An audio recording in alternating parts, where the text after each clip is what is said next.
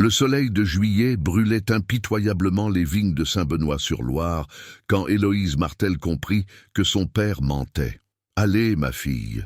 murmurait-il en évitant son regard, ses doigts tremblants serrant les rênes du mulet fatigué. « C'est un bon emploi à la ville. Une famille respectable cherche une servante. Tu pourras envoyer de l'argent pour tes frères. » Mais pourquoi alors ses yeux fuyaient-ils les siens?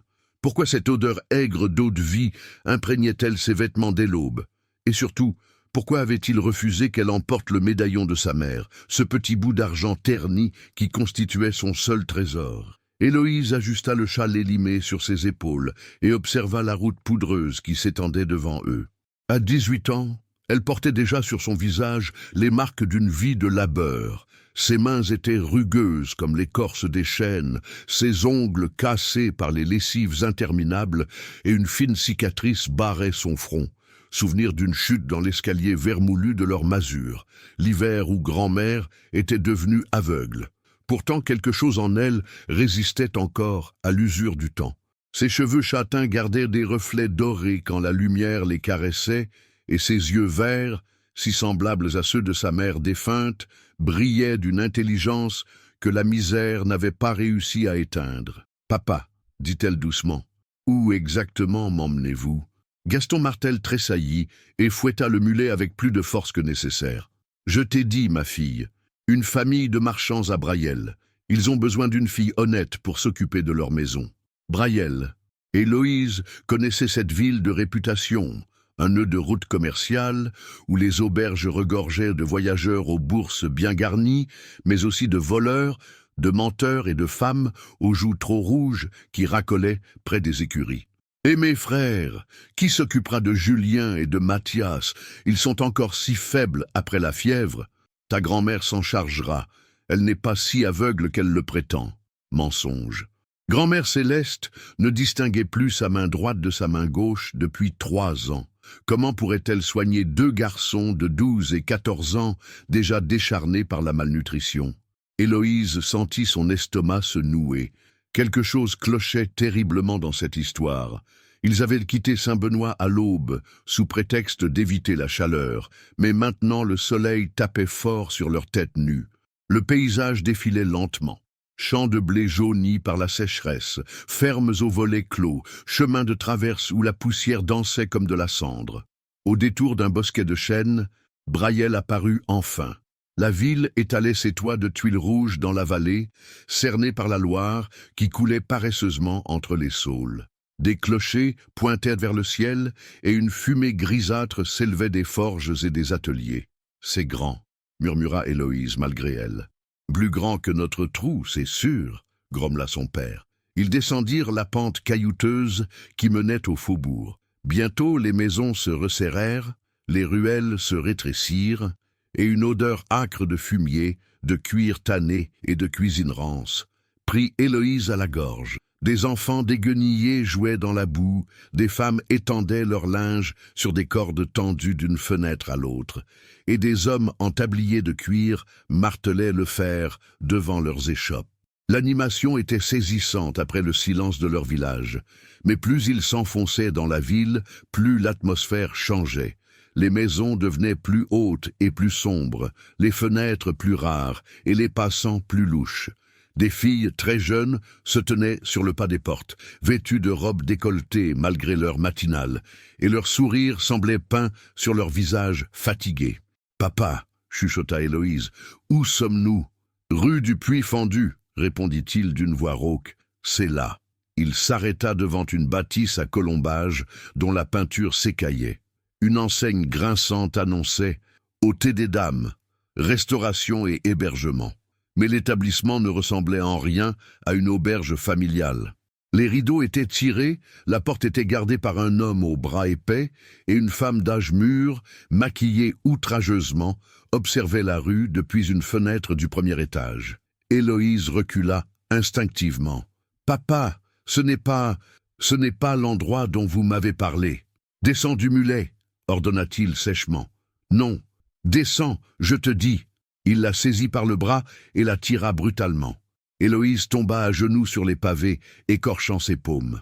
Quand elle leva les yeux, elle vit que la femme maquillée était descendue et s'approchait d'eux, accompagnée de l'homme aux bras épais. « Alors, maître Martel, dit-elle d'une voix doucereuse, c'est donc elle, votre fille ?» Gaston acquiesça sans regarder Héloïse. « Comme convenu, Madame Vérenne, 18 ans, en bonne santé et pure, pure. » Le mot claqua comme une gifle. Héloïse comprit enfin. « Papa, non !» cria-t-elle en se relevant d'un bond. « Vous n'avez pas le droit. » Mais Madame Vérenne la saisit déjà par l'épaule avec une poigne de fer. « Allons, ma jolie, pas de scandale. Tu verras, tu t'habitueras vite. Toutes finissent par s'habituer. Lâchez-moi !» Héloïse se débattit, mais l'homme aux bras épais s'approcha menaçant. Son père reçut une bourse de cuir des mains de Madame Vérenne et la glissa rapidement dans sa veste. « Prends soin d'elle, marmonna-t-il. C'est une bonne fille. »« Ne papa !» Héloïse tendit les bras vers lui, les larmes ruisselant sur ses joues. « Papa, s'il vous plaît !» Mais Gaston Martel remonta déjà sur son mulet. Il ne se retourna qu'une fois, et l'espace d'un instant, Héloïse crut voir de la honte dans ses yeux.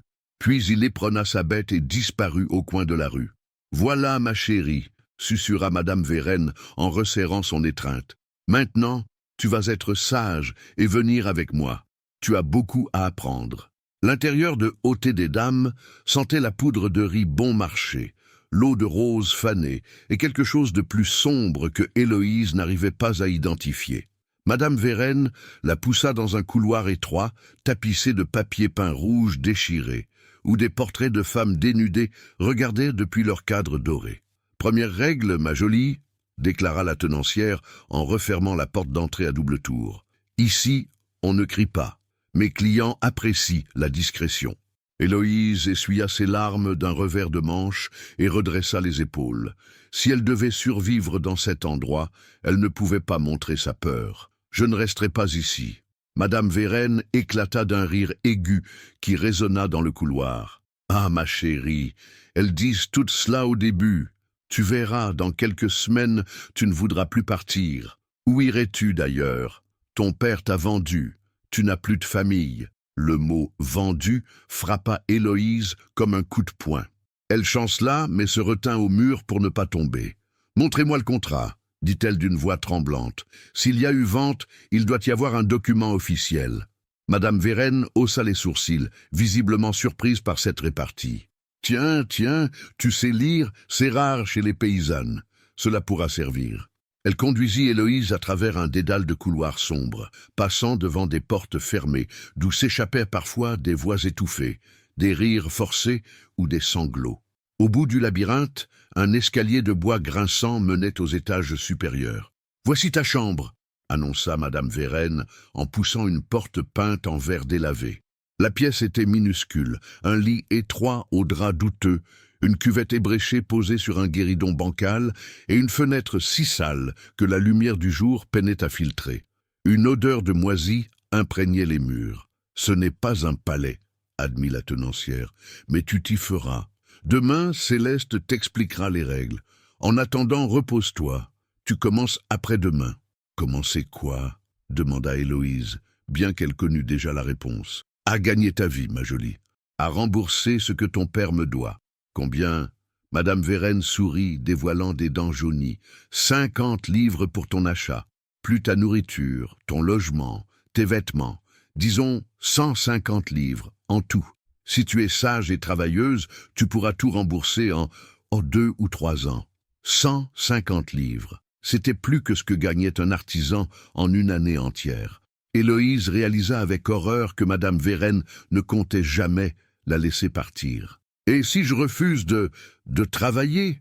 Le sourire de la tenancière se durcit. « Tu travailleras, ma chérie, d'une façon ou d'une autre. J'ai des moyens de persuasion très efficaces. » Elle claqua la porte et Héloïse entendit le bruit sinistre d'une clé qui tourne dans la serrure. Seule dans cette cellule puante, Héloïse se laissa tomber sur le lit et enfouit son visage dans ses mains.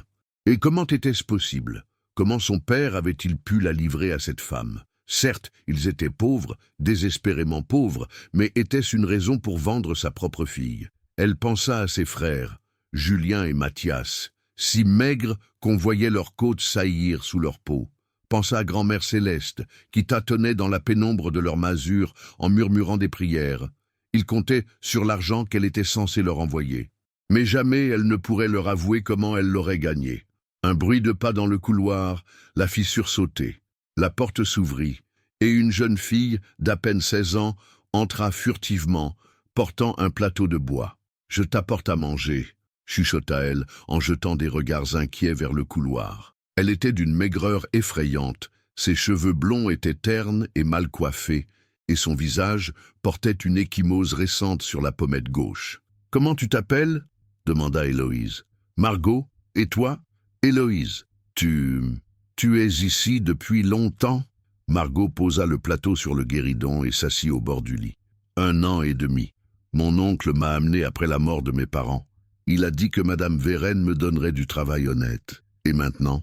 Maintenant, Margot baissa les yeux. Je fais ce qu'elle me demande. Il n'y a pas le choix. Héloïse observa l'ecchymose sur le visage de la jeune fille. Qui t'a fait ça? Un client hier soir. Il buvait beaucoup et... Elle ne finit pas sa phrase, mais Héloïse comprit. Margot, dit-elle doucement, est-ce qu'il y a un moyen de sortir d'ici? La jeune fille la regarda avec des yeux écarquillés. Sortir? Mais où veux-tu aller? Madame Vérenne connaît tout le monde en ville. Si tu t'enfuis, elle te retrouvera. Et alors? Ah, alors quoi? Tu as vu Bérénice? Héloïse secoua la tête. Elle a essayé de s'enfuir il y a 6 mois. Quand ils l'ont rattrapée, Madame Vérenne l'a enfermée dans la cave pendant 1 semaine. Maintenant, elle ne parle plus. Elle fait tout ce qu'on lui demande, comme une poupée. Un frisson d'horreur parcourut Héloïse. Il doit bien y avoir quelqu'un en ville qui pourrait nous aider. Le curé, le bailli... Margot eut un rire amer. Le curé? Il vient ici tous les jeudis. Il dit qu'il veut nous sauver, mais il demande toujours à voir les plus jeunes en privé. Et le bailli, Madame Vérenne lui donne de l'argent pour qu'il ferme les yeux. Héloïse sentit le désespoir l'envahir. Si les autorités étaient corrompues, si même l'Église était complice, comment pouvait-elle espérer s'échapper? « Il faut que je mange, » dit Margot en se levant. « Si Madame Vérenne me trouve ici, elle se fâchera. » « Attends !» Héloïse la retint par le bras. « Y a-t-il d'autres filles qui pensent comme moi, qui ne veulent pas rester ?»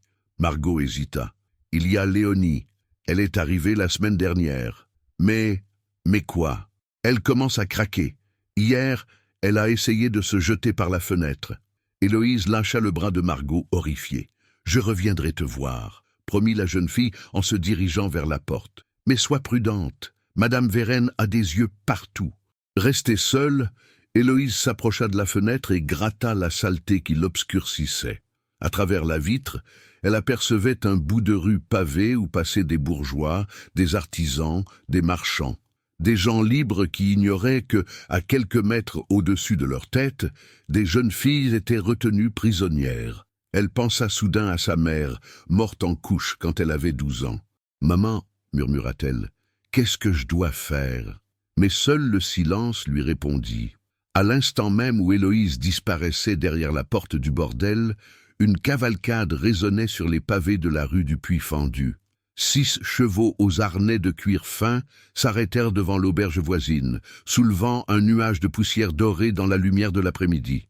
Louis de Mirvaul descendit de sa monture avec l'élégance nonchalante d'un homme habitué aux égards. À 26 ans, le 3e fils du duc de Saint-Omer possédait cette beauté aristocratique qui ouvre toutes les portes. Des cheveux bruns bouclés qui effleuraient le col de sa chemise de soie, des yeux d'un bleu profond hérité de sa mère, et cette prestance naturelle que confraient des siècles de sang noble. « Monseigneur, » dit son écuyer en s'inclinant, « souhaitez-vous que nous préparions les chevaux pour le départ ?»« Non, Fabien, laissons-les se reposer. Cette chaleur est éprouvante, même pour nos bêtes. » Louis ajusta sa veste de velours bleu et observa la rue avec un mélange de curiosité et de dégoût. Sa visite à l'évêque d'Orléans s'était éternisée en discussions théologiques assommantes, et il n'aspirait qu'à retrouver la fraîcheur de Montreval, le domaine familial. Mais quelque chose attira son attention. Devant la maison aux volets verts, une scène troublante se déroulait. Un homme en guenilles poussait une jeune fille vers une femme au visage fardé, tandis qu'un colosse aux bras tatoués montait la garde. La jeune fille résistait, tendait les bras vers l'homme qui la livrait, et ses cris de détresse perçaient le brouhaha de la rue. Louis fronça les sourcils. Ce genre de commerce humain n'était pas rare dans les quartiers malfamés, mais il était inhabituel de le voir s'exercer en plein jour, avec si peu de discrétion. « Monseigneur » Fabien avait suivi son regard. « Quelque chose vous préoccupe ?» Cette fille, Louis observait Héloïse, qui luttait contre l'emprise de Madame Vérenne. Elle ne semble pas consentante. C'est fréquent dans ce genre d'établissement, monseigneur. Les familles pauvres vendent parfois leurs filles pour survivre. Louis hocha la tête, mais quelque chose dans le visage d'Héloïse le troublait. Ce n'était pas seulement de la peur qu'il y lisait, mais une dignité blessée qui contrastait avec la sordidité de la scène. Quand elle leva les yeux vers lui, l'espace d'un instant, leurs regards se croisèrent. Ses yeux verts, immenses et suppliants, le transpercèrent comme une lame. Il ne quémandait pas la pitié, mais criait une injustice silencieuse qui résonna étrangement dans son cœur blasé. « Monseigneur, nous devrions y aller », insista Fabien, mal à l'aise. « La duchesse, votre mère, vous attend avant le souper. » Louis détourna le regard et remonta en selle. Après tout, que pouvait-il faire? Interférer dans les affaires d'un bordel compromettrait sa réputation et celle de sa famille. La noblesse avait ses obligations, mais aussi ses limites. « Tu as raison », murmura-t-il. « Partons. » Mais tandis que sa monture s'ébranlait, il ne put s'empêcher de jeter un dernier coup d'œil vers la maison verte. La jeune fille avait disparu à l'intérieur. La porte s'était refermée, et seul demeurait le souvenir de ses yeux désespérés. La cavalcade quitta Brayel et prit la route de Montreval, longeant les méandres de la Loire. Les sabots des chevaux marquaient un rythme régulier sur la terre battue, et bientôt les tours du château familial apparurent entre les frondaisons. Montreval était un joyau d'architecture Renaissance, avec ses façades de pierre blonde et ses jardins à la française. Louis y avait grandi dans le luxe et les privilèges, éduqué par les meilleurs précepteurs, initié aux arts de la guerre et de la diplomatie. Pourtant, en franchissant la grille d'honneur, il ne ressentit pas l'apaisement habituel. Louis, la voix sèche de sa mère, résonna dans la cour pavée. « Te voilà, enfin !» Agnès de Mirevaux descendait les marches du perron, avec la majesté d'une reine. À 52 ans, la duchesse conservait une beauté austère que soulignaient ses cheveux argentés tirés en chignon strict et ses robes invariablement noires. Veuve depuis 10 ans, elle gouvernait le domaine d'une main de fer, et ses 3 fils la respectaient autant qu'ils la craignaient. « Mère, » dit Louis en s'inclinant, « l'évêque vous présente ses respects. J'espère que tu ne t'es pas laissé entraîner dans ces querelles théologiques. Nous avons des affaires plus pressantes à régler. » Ils pénétrèrent dans le grand salon aux boiseries sculptées, où un portrait du défunt duc contemplait la pièce de ses yeux sévères. Louis accepta le verre de vin que lui tendait un valet et s'installa dans un fauteuil de velours cramoisi. « De quelles affaires parlez-vous, mère ? »« De ton avenir, mon fils. Tu as 26 ans et il est temps que tu te maries. J'ai reçu une proposition intéressante. » Louis soupira. Depuis la mort de son père, sa mère multipliait les projets matrimoniaux, chacun plus calculé que le précédent. Qui est l'heureuse élue cette fois? Olympe de Montclair, la fille du comte de Beauregard, 16 ans, éduquée chez les Ursulines, et une dot de 100 000 livres. 16 ans, répéta Louis en fronçant les sourcils. N'est-ce pas un peu jeune? C'est l'âge idéal pour façonner une épouse selon ses désirs. Plus vieilles, elles ont déjà leur manie. Louis repensa soudain aux yeux verts de la jeune fille de Brayel. Elle devait avoir le même âge qu'Olympe de Montclair, peut-être moins. Pourtant, quelle différence entre leurs destins! L'une épouserait un noble et vivrait dans le luxe. L'autre, Louis, sa mère l'observait avec attention. Tu sembles préoccupé. Non, mère, je réfléchissais simplement à votre proposition. Bien, les Montclair nous rendront visite la semaine prochaine. Je compte sur toi pour faire bonne impression. Ce soir-là, dans sa chambre aux tentures de soie, Louis ne parvenait pas à trouver le sommeil. Par la fenêtre ouverte, il entendait le chant des grillons et le murmure du vent dans les tilleuls. Mais ses pensées le ramenaient sans cesse à cette rue sordide de Brayel, à cette jeune fille qu'il avait regardée avec tant d'espoir. Qu'était-elle devenue? Avait-elle cédé aux pressions de cette tenancière ou résistait-elle encore? Il se leva et arpenta sa chambre, mal à l'aise. Depuis quand s'embarrassait-il du sort d'une paysanne? Depuis quand laissait-il sa conscience troubler ses nuits? Je deviens sentimental, marmonna-t-il en se versant un verre d'eau-de-vie. Mais même l'alcool ne parvenait pas à chasser l'image de ses yeux verts qui l'accusaient en silence. 3 jours plus tard, n'y tenant plus, Louis sella discrètement son cheval et retourna à Brayel. Il ne savait pas exactement ce qu'il comptait faire, mais il devait savoir. Il devait comprendre pourquoi cet inconnu hantait ses pensées. Arrivé rue du Puy-Fendu, il attacha sa monture devant une échoppe de cordonnier et observa la maison verte. L'établissement semblait endormi dans la chaleur de l'après-midi. Seules quelques femmes se promenaient nonchalamment devant l'entrée, proposant leurs services aux passants. Louis attendit, caché dans l'ombre d'un porche. Au bout d'1 heure, il la vit. Héloïse apparut à une fenêtre du premier étage. Elle avait changé. Ses cheveux étaient coiffés avec des rubans voyants et elle portait une robe décolletée qui la faisait ressembler aux autres pensionnaires. Mais son visage gardait cette expression de révolte silencieuse qu'il avait remarquée lors de leur première rencontre. Elle regardait la rue avec une intensité troublante, comme si elle cherchait une échappatoire. Louis sentit quelque chose se serrer dans sa poitrine. Cette fille ne se résignait pas. Malgré tout ce qu'elle avait dû subir, elle résistait encore. Et pour la première fois de sa vie, le prince eut honte de son inaction. 3 jours s'étaient écoulés depuis l'arrivée d'Héloïse au bordel, et elle n'avait pas encore cédé. Chaque matin, Madame Vérène montait à sa chambre avec le même sourire carnassier, et chaque matin, Héloïse refusait de descendre au salon. « Ma patience a des limites, ma jolie », gronda la tenancière en claquant la porte si fort que le cadre trembla. « Tu ne pourras pas rester vierge éternellement. » Mais Héloïse avait trouvé d'autres moyens d'occuper ses journées. Par une fente dans le plancher, elle pouvait observer le va-et-vient du rez-de-chaussée. Elle avait appris à reconnaître les habitudes de la maison, les horaires des clients, les moments de répit. Et surtout, elle avait commencé à comprendre les autres filles.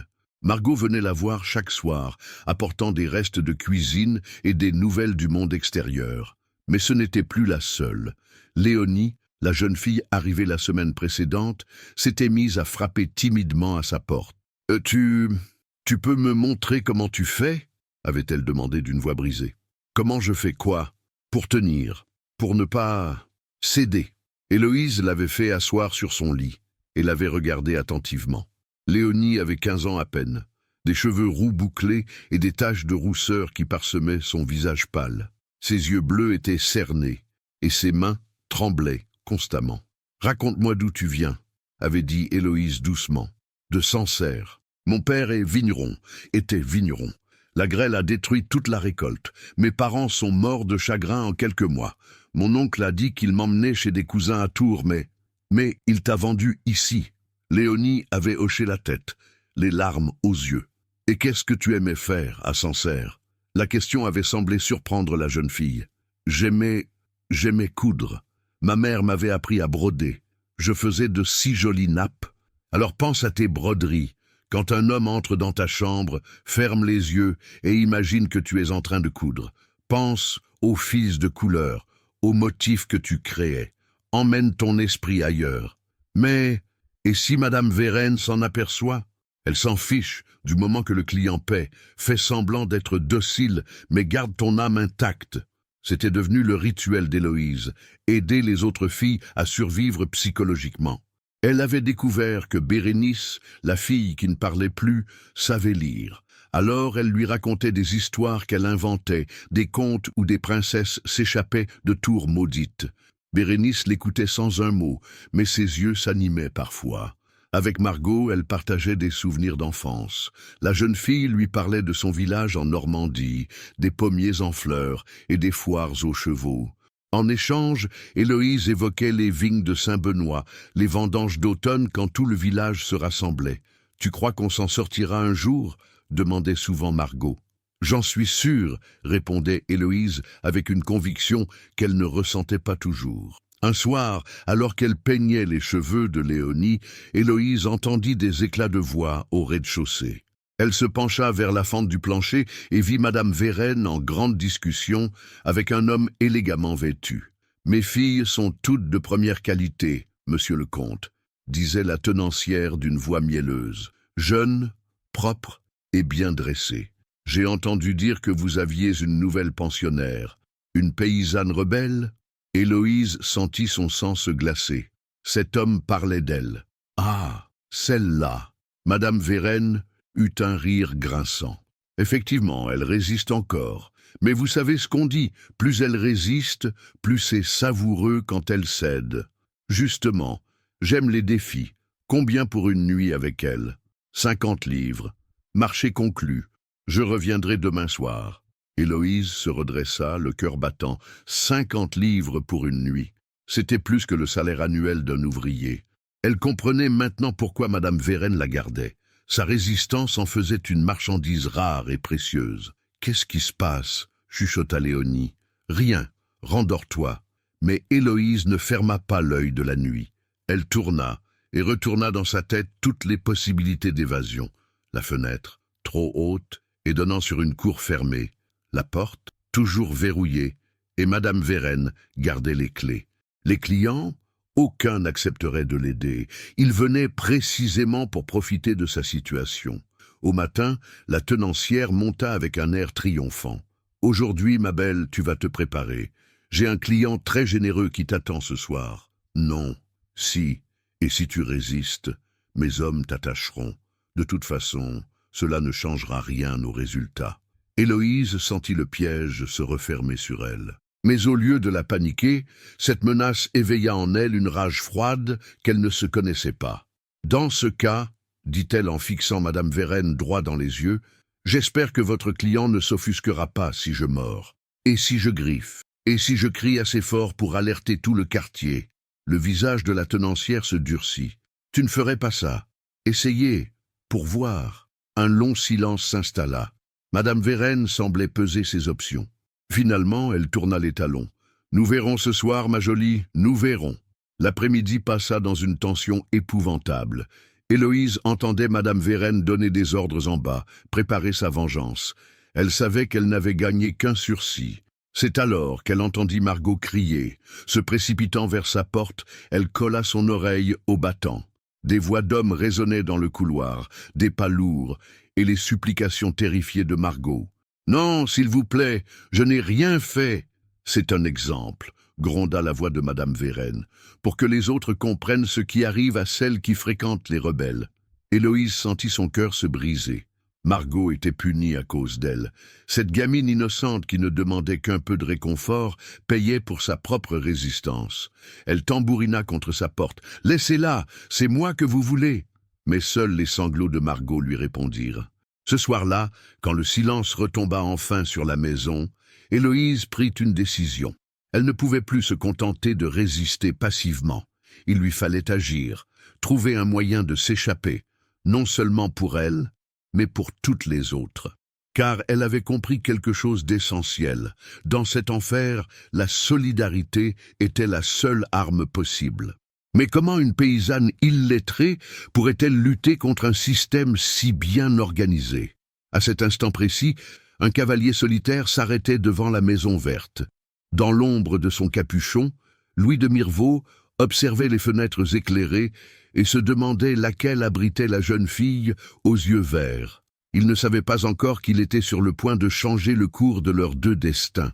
Louis attendit que les derniers clients quittent l'établissement avant de s'approcher. La rue du Puy-Fendu s'était vidée, ne gardant que l'écho de quelques ivrognes et le grincement des enseignes dans le vent nocturne. Une chandelle brûlait encore à la fenêtre du premier étage, celle-là même où il avait aperçu la jeune fille l'après-midi. Il attacha son cheval à un anneau de fer rouillé et remonta son capuchon. Dans ses vêtements de voyage sombres, il espérait passer pour un marchand de passage plutôt que pour un noble. La porte de l'établissement était entr'ouverte. Un homme somnolait sur un tabouret, la tête renversée contre le mur. Louis poussa délicatement le battant et se glissa à l'intérieur. L'odeur le frappa de nouveau. Ce mélange étouffant de parfums bon marché, de vin aigre et de quelque chose de plus sombre qu'il préférait ne pas identifier. Dans le salon principal, quelques chandelles agonisaient, éclairant faiblement les fauteuils défoncés et les rideaux défraîchis. Un escalier de bois menait à l'étage. Louis posa le pied sur la première marche, qui gémit sous son poids. Il s'immobilisa, l'oreille tendue, mais aucun bruit ne troublait le silence de la maison, endormie. Au premier étage, un couloir étroit s'étirait entre plusieurs portes fermées. Derrière l'une d'elles, il entendait des sanglots étouffés. Derrière une autre, des ronflements sonores. Mais c'est vers la troisième porte, celle d'où filtrait encore un ray de lumière, qu'il se dirigea. Il frappa doucement 3 petits coups discrets. « Margot !» chuchota une voix féminine de l'autre côté. « C'est toi ?» Louis reconnut immédiatement cette voix. C'était elle, la jeune fille aux yeux verts. « Non !» répondit-il tout bas. « Je suis un ami. » Un silence. Puis le bruit d'un objet qu'on déplace, et la porte s'entr'ouvrit sur une chaîne. Un œil vert l'observa avec méfiance. « Qui êtes-vous ? Quelqu'un qui vous a vu l'autre jour. Quand votre père… » Il ne finit pas sa phrase. Héloïse ouvrit davantage, révélant son visage pâle dans la lueur de sa chandelle. Elle avait troqué la robe voyante contre une chemise de lin qui lui donnait un air presque fantomatique. « Qu'est-ce que vous voulez ? Vous aider ?» Elle eut un rire amer. « Comme tous les autres, sans doute. Combien Madame Vérenne vous prend-elle ? Vous ne comprenez pas. Je ne suis pas un client, je… » Louis chercha ses mots. Comment expliquer qu'un noble s'inquiétait du sort d'une prostituée ? Votre regard, l'autre jour, vous m'avez regardé comme si j'espérais que quelqu'un me sauverait. Héloïse secoua la tête. Vous avez continué votre route, comme tout le monde. J'en ai honte, c'est pour cela que je suis revenu. Héloïse l'étudia attentivement. Malgré ses vêtements simples, cet homme avait quelque chose de différent.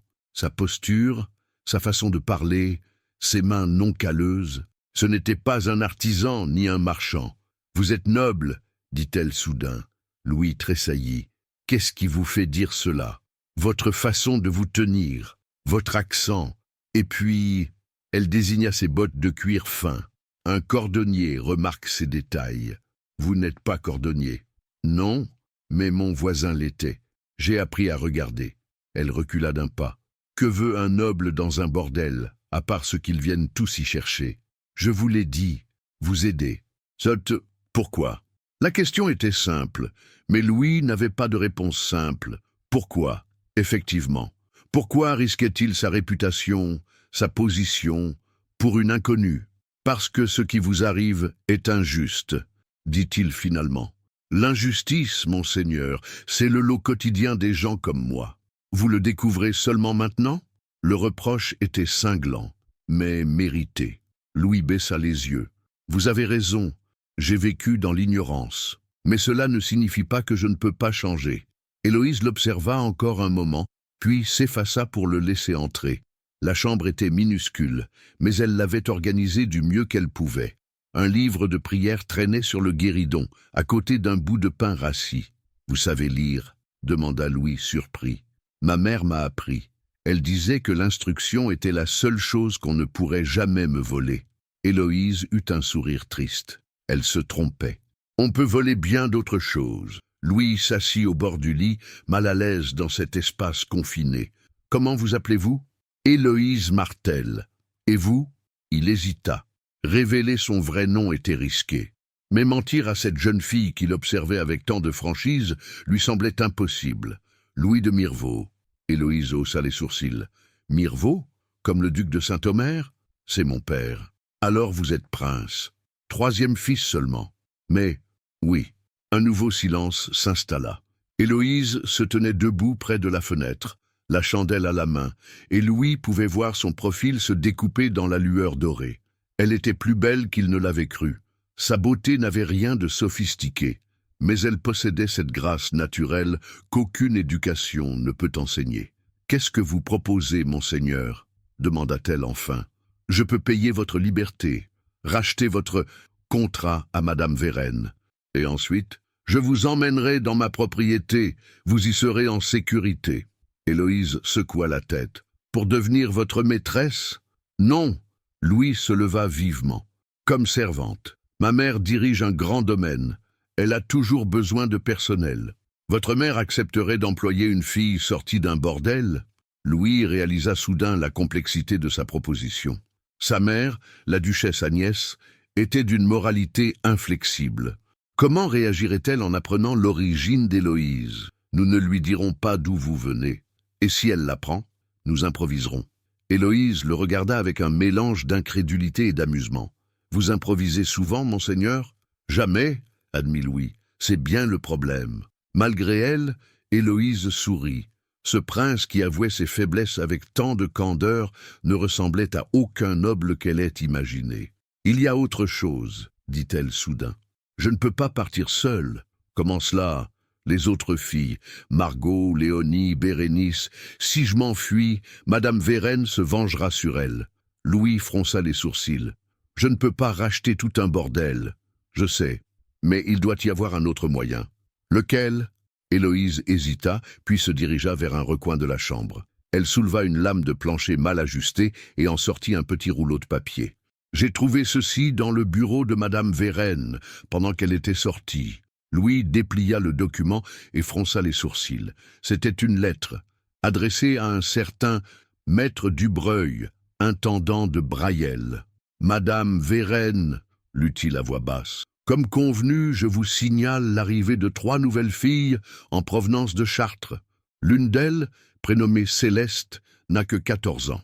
Je vous prie de bien vouloir modifier les registres en conséquence, afin d'éviter les questions embarrassantes. En échange de votre discrétion habituelle, veuillez trouver 6 juin. » Il s'arrêta, horrifié. Elle falsifie l'âge des filles. Et ce n'est pas tout. Regardez la suite. Louis poursuivit sa lecture. Je vous confirme également la livraison prévue pour la foire de Marchenoir. Maître Beaumont attend 6 filles, de préférence jeunes et dociles. Le transport sera organisé par mes soins. Elle les vend ailleurs, murmura Héloïse, à d'autres tenanciers, dans d'autres villes. Louis releva les yeux vers elle. Comment avez-vous réussi à voler cela? J'ai fait semblant d'être malade. Pendant que Madame Vérène appelait un médecin, j'ai fouillé son bureau. Il y a d'autres lettres, d'autres preuves. Mais c'est un réseau entier. Oui. Et si nous ne l'arrêtons pas, des dizaines d'autres filles connaîtront le même sort que nous.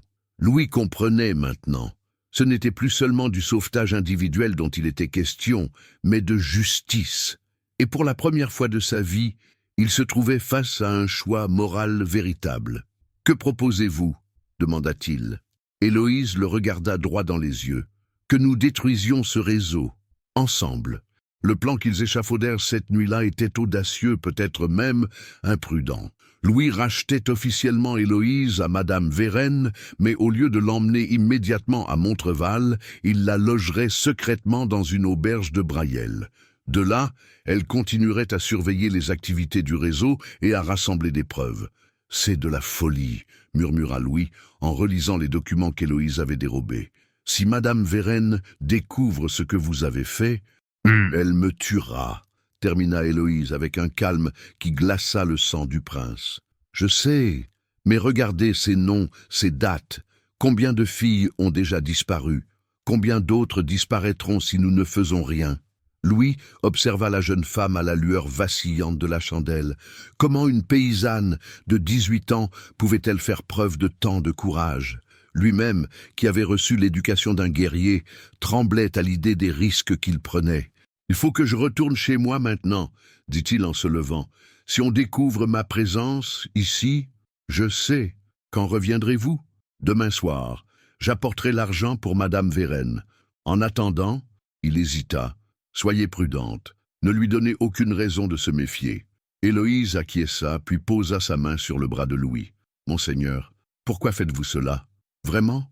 Louis regarda cette main posée sur sa manche. Elle était abîmée par le travail, marquée de petites cicatrices, mais d'une grâce touchante. Quand il releva les yeux vers Héloïse, il fut troublé par l'intensité de son regard. « Parce que vous m'avez ouvert les yeux, » dit-il simplement. « Et maintenant que je vois, je ne peux plus fermer les yeux. » Il partit comme il était venu, silencieusement, laissant Héloïse seule avec ses pensées tumultueuses. Pour la première fois depuis son arrivée au bordel, elle ressentait quelque chose qui ressemblait à de l'espoir. Le lendemain matin, Madame Vérène fit irruption dans sa chambre avec son sourire habituel. « Ma belle, tu as de la chance. Un admirateur fortuné souhaite te racheter. » Héloïse feignit la surprise. « Me racheter? Oui, un marchand de soie, paraît-il. Il t'a aperçu à la fenêtre et a eu le coup de foudre. » La tenancière gloussa. « Ces bourgeois, ils adorent jouer au prince charmant. Ils proposent 200 livres. » 200 livres. Louis avait été généreux. C'était largement plus que ce que valait théoriquement son contrat. « Et que se passera-t-il » demanda Héloïse. « Tu partiras avec lui, bien sûr. Tu seras sa maîtresse attitrée. Au fond, tu y gagnes. Un seul homme à satisfaire plutôt qu'une douzaine par semaine. » Héloïse hocha la tête, s'efforçant de paraître résignée. « Quand ? Ce soir. Il viendra te chercher après le souper. En attendant... » Madame Vérène la toisa de la tête aux pieds. « Il faut te rendre présentable. Céleste va s'occuper de toi. » Céleste était une femme d'âge mûr, qui servait de femme de chambre et de couturière dans l'établissement. Elle avait été l'une des pensionnaires autrefois, avant que l'âge ne la relègue aux tâches domestiques. Ses mains expertes habillèrent Héloïse d'une robe de soie bleue décolletée, coiffèrent ses cheveux en chignon élaboré et fardèrent légèrement son visage. « Tu es très belle », dit Céleste en reculant pour admirer son œuvre. « Ce marchand a bon goût. » « Céleste, » chuchota Héloïse, « que savez-vous sur les filles qui partent d'ici? Celles qui sont vendues ailleurs ?» La couturière tressaillit et jeta un regard nerveux vers la porte. « Il ne faut pas parler de cela, ma petite. »« S'il vous plaît, c'est important. » Céleste hésita puis s'approcha. « Quelques-unes reviennent parfois, » murmura-t-elle, « mais pas dans le même état. Celles qui résistent trop finissent dans des endroits terribles, des bouges où les hommes... » Elle frissonna. « Ne résiste pas trop, ma petite. Cela ne mène nulle part. » Le cœur d'Héloïse se serra. Combien de filles avaient subi ce sort? Combien d'autres le subiraient encore? Le soir venu, Louis arriva vêtu en marchand prospère. Habit de drap fin, chapeau de feutre orné d'une plume et bourse bien garnie.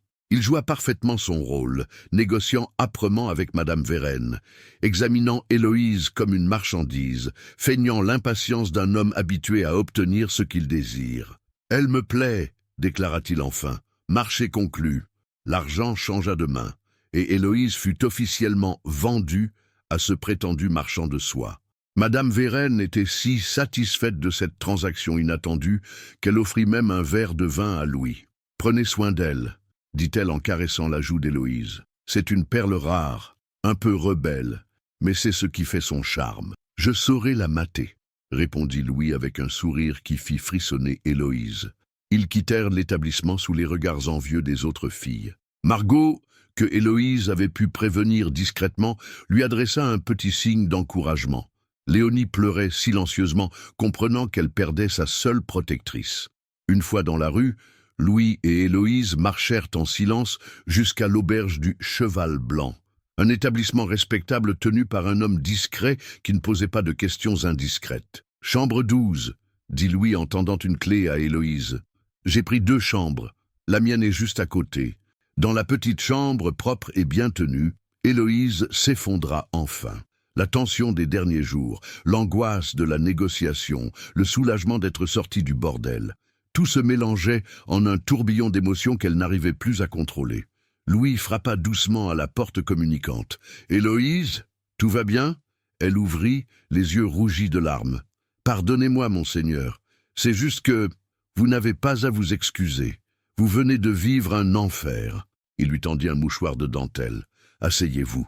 Nous devons parler de la suite. » Héloïse s'installa sur l'unique chaise, tandis que Louis s'appuyait contre la fenêtre. Dehors, Brayel s'endormait paisiblement, ignorant les drames qui se jouaient dans ces rues sombres. « Maintenant que vous êtes libre, » dit Louis, « vous pourriez tout simplement partir, retourner chez vous ou aller ailleurs, refaire votre vie. Personne ne vous reprochera d'abandonner ce combat. » Héloïse releva la tête. « Laissez les autres.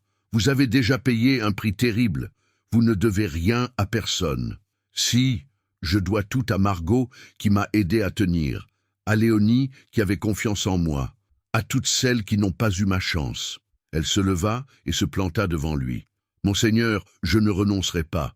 Avec ou sans vous, je continuerai. » Louis la regarda longuement. Dans ses yeux verts brillait une détermination qui forçait l'admiration. Cette jeune femme, qui avait toutes les raisons de fuir, choisissait de rester et de se battre. « Dans ce cas, dit-il enfin, nous devons être très prudents. Madame Vérenne ne doit pas soupçonner que vous enquêtez encore. Il faut qu'elle croie que vous avez vraiment disparu de sa vie. Comment faire? Vous allez retourner là-bas. » Héloïse pâlit. « Retourner? Pas comme pensionnaire, comme visiteuse. Vous prétendrez vouloir revoir vos anciennes compagnes par nostalgie. Cela paraîtra naturel. Et pendant ce temps, vous observerez, vous écouterez, vous rassemblerez d'autres preuves. » Louis marqua une pause. « Mais au moindre danger, vous partez. C'est bien compris ?» Héloïse acquiesça, bien qu'elle sût déjà qu'elle ne tiendrait pas cette promesse. Elle irait jusqu'au bout, quoi qu'il arrive, car elle avait enfin trouvé un but à sa vie, être la voix de celle qui n'en avait plus. 3 jours après sa libération, Héloïse se tenait devant la porte du bordel, le cœur battant. Elle portait une robe simple mais de bonne qualité, cadeau de Louis qui voulait qu'elle ressemble à une ancienne pensionnaire ayant réussi sa reconversion. Dans sa main, elle serrait un petit panier contenant des douceurs pour ses anciennes compagnes. La façade de « Ôter des dames » lui parut soudain plus sinistre qu'avant. Maintenant qu'elle en était sortie, l'idée d'y remettre les pieds lui donnait la nausée. Mais le souvenir des yeux suppliants de Margot et de Léonie lui donna le courage de frapper. Le portier la reconnut immédiatement. « Tiens, tiens, la petite rebelle, qu'est-ce qui t'amène ?»« Je voudrais voir mes amis, » dit Héloïse en s'efforçant de paraître détendue. « Mon protecteur me l'a permis. » L'homme la toisa avec méfiance, puis haussa les épaules. « Madame Vérenne est sortie, mais je suppose que ça ne peut pas faire de mal. Entre. » Mais pas longtemps. L'intérieur n'avait pas changé, mais Héloïse le voyait maintenant avec d'autres yeux. Chaque détail lui sautait aux yeux. Les verrous renforcés, les fenêtres grillagées du rez-de-chaussée, les couloirs conçus pour empêcher toute fuite. C'était une prison habilement déguisée. Elle monta au premier étage, où elle retrouva Margot dans la chambre qu'elles avaient partagée. La jeune fille se jeta dans ses bras en sanglotant. « Héloïse, je croyais qu'on ne te reverrait jamais. »« Chut !» murmura Héloïse en la serrant contre elle. « Je vais bien. Et toi, cette brute t'a-t-elle fait du mal ?» Margot secoua la tête, mais Héloïse remarqua qu'elle boitait légèrement. « Où est Léonie ?»« Dans sa chambre. Elle ne va pas bien. Depuis ton départ, elle ne sort plus. Elle refuse de manger. » Héloïse sentit la colère monter en elle. « Emmène-moi la voir. » Elles trouvèrent Léonie recroquevillée sur son lit, squelettique et le regard vide.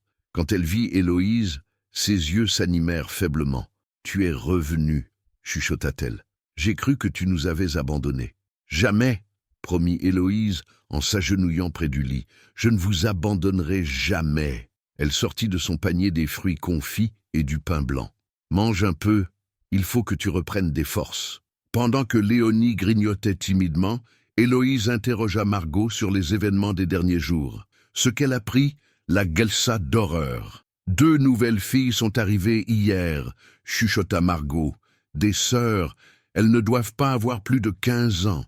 Et puis, Madame Vérenne a reçu une lettre urgente. Elle était très agitée. Elle a dit qu'il fallait accélérer les livraisons. » Héloïse sentit son estomac se nouer. « Quelle livraison ? » « Pour la foire de Marche-Noire. Tu te souviens de ce que tu nous avais dit ?» Héloïse se souvenait parfaitement.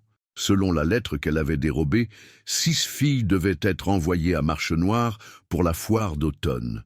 Mais pourquoi cette urgence soudaine ? « Margot, il faut que je parle à Céleste. Peux-tu aller la chercher ?» Quand la couturière arriva, elle fut surprise de revoir Héloïse. « Ma petite, qu'est-ce que tu fais ici ? Je voulais revoir mes amis. » « Céleste, vous qui entendez tout, que se passe-t-il ? Pourquoi Madame Vérenne est-elle si nerveuse ?» Céleste jeta un regard méfiant vers la porte, puis s'approcha. « Il y a eu des rumeurs, » chuchota-t-elle. « Quelqu'un aurait parlé de nos activités au nouveau lieutenant de police de Blois. Madame Vérenne veut faire disparaître les preuves. » « Quelles preuves ? Les filles qui en savent trop, celles qui pourraient témoigner. » Héloïse sentit le piège se refermer. Si Madame Vérène faisait disparaître les témoins potentiels, leur enquête n'aboutirait jamais. « Qui doit partir ?» demanda-t-elle, la gorge serrée. Margot, Léonie, les deux nouvelles. Et Céleste hésita. Et qui d'autre? Bérénice. Et moi. Le sang d'Héloïse se glaça. Céleste était dans la maison depuis des années. Elle connaissait tous les secrets de Madame Vérène. Sa disparition effacerait une grande partie des traces du réseau. Quand? Demain soir. Un convoi part pour Marchenoir. De là, nous serons dispersés vers d'autres endroits. Héloïse comprit qu'elle n'avait plus de temps. Il fallait agir immédiatement, ou ce serait trop tard. Céleste, vous devez m'aider. Comment? En témoignant. Vous savez tout ce qui s'est passé ici. Avec votre témoignage, nous pourrions arrêter Madame Vérène. La couturière secoua la tête, terrifiée. C'est impossible. Elle me tuerait. Elle va vous tuer de toute façon, répliqua Héloïse durement. Vous croyez vraiment qu'elle va vous laisser en vie après vous avoir envoyé ailleurs? Céleste pâlit. Que proposes-tu? Fuyez avec moi, maintenant. J'ai quelqu'un qui peut nous aider. Et les autres? Nous reviendrons les chercher. Mais d'abord, il faut mettre votre témoignage en sécurité. Céleste hésita longuement, puis hocha la tête. D'accord. Mais comment sortir d'ici? Héloïse avait observé la maison pendant ses précédents séjours. Elle connaissait les habitudes des gardiens, les moments de relâche dans la surveillance. Le gardien fait sa ronde dans la cour arrière toutes les heures. Nous avons 5 minutes pour passer par la cuisine et sortir par la porte de service. Et les autres filles? Margot, Léonie, chuchota Héloïse. Dans 1 heure, quand vous entendrez la cloche de l'église sonner 6 heures, dirigez-vous vers la cuisine.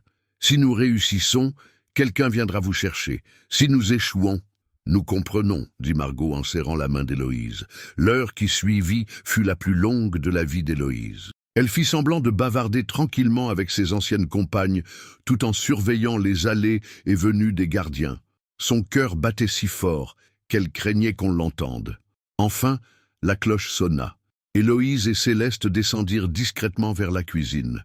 La voie était libre. Elles se glissèrent vers la porte de service, l'ouvrirent délicatement. « Où allez-vous comme ça ?» La voix de Madame Vérène claqua derrière elle comme un fouet. Héloïse se retourna lentement et vit la tenancière dans l'encadrement de la porte, flanquée de 2 hommes de main. « Ma chère Héloïse, susurra Madame Vérène avec un sourire mauvais, tu pensais vraiment que je ne remarquerais pas ton petit manège ?» Le piège s'était refermé, mais en voyant l'expression déterminée d'Héloïse, Madame Vérène comprit qu'elle n'avait pas affaire à la même jeune fille effrayée qu'elle avait achetée quelques jours plus tôt. Cette fois, la guerre était déclarée. « Ramène-la dans sa chambre !» ordonna Madame Vérène à ses hommes de main, « et enfermez aussi la vieille. Elles ont besoin de réfléchir à leur stupidité. » Héloïse ne résista pas quand les 2 brutes la saisirent par les bras. Elle avait compris qu'il valait mieux économiser ses forces pour plus tard, mais son esprit tournait à toute vitesse. Louis l'attendait à l'auberge. Quand elle ne reviendrait pas, il comprendrait que quelque chose avait mal tourné. « Tu me déçois, ma jolie, » dit Madame Vérène en les suivant dans l'escalier. « J'aurais cru que ton marchand de soie t'avait appris la reconnaissance. » « Il m'a appris bien d'autres choses, » répliqua Héloïse. « Par exemple, que des gens comme vous ne méritent aucune pitié. » Le visage de la tenancière se durcit. « Tu vas regretter cette insolence. » Ils enfermèrent Héloïse et Céleste dans la chambre qu'occupait autrefois la jeune femme. La pièce était maintenant équipée de barreaux neufs à la fenêtre et d'un verrou renforcé. « Voilà ce qui arrive aux petites curieuses », ricana un des gardes avant de claquer la porte. Céleste s'effondra sur le lit, terrifiée. « Nous sommes perdus. Elle va nous tuer. »« Pas si vite, » murmura Héloïse en examinant la fenêtre. « Ces barreaux sont neufs. Le mortier n'a pas encore durci complètement. » Elle sortit de sa poche une petite lime qu'elle avait dérobée dans les affaires de Louis. Pendant qu'il dormait, elle s'était préparée à cette éventualité. « Comment avez-vous... » « J'ai appris à prévoir le pire. » Héloïse commença à limer discrètement l'un des barreaux. « Céleste, vous devez me raconter tout ce que vous savez sur le réseau de Madame Vérène. Si nous sortons d'ici, votre témoignage sera crucial. » Pendant que ses mains travaillaient fébrileusement, Céleste lui révéla l'ampleur de l'organisation. Madame Vérène dirigeait un réseau qui s'étendait sur 3 provinces. Elle achetait des filles dans les campagnes pauvres, les dressait dans son établissement, puis les vendait à d'autres tenanciers ou à des particuliers fortunés. Elle a des complicités partout, chuchota Céleste. Le bailli, l'intendant, même certains nobles.